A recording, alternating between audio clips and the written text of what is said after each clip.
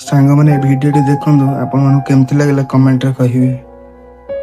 भगवान कुकुर को सृष्टि कले एवं कहिले तुमे द्वार मुहरे ठिया होई आसुथिबा जाउथिबा लोकंक उपरे भुकिब।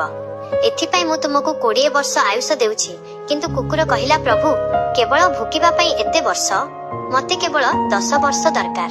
द्वितीय दिन भगवान मांकड़ को सृष्टि कले एवं कहिले तुमे लोकंकर मनोरंजन करिवो, नाना प्रकार खेल देखाइबो एवं समस्तंकु हसाइबो। एथिपाई मु तुमको मध्य 20 वर्ष आयुष देउछि।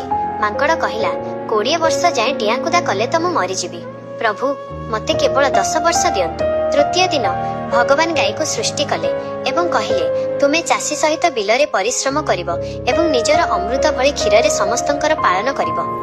एथिपाई मु तुमको 60 वर्ष आयुष देउछि। गाय कहिला एहा तो बहुत कष्टकर जीवन प्रभु, मते आपण केवल 20 वर्ष दियंतु। चतुर्थ दिन भगवान मनीष को सृष्टि कले एवं कहिले जाओ खेलकूद कर, विवाह कर, आनंद कर एवं परमात्मा को प्राप्त हुआ।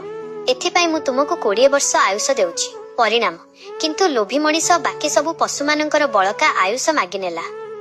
सेही वर्ष गुड़िक सहित सेही पशु मानकर समस्या मध्य मनीष पाखकु आसीगला।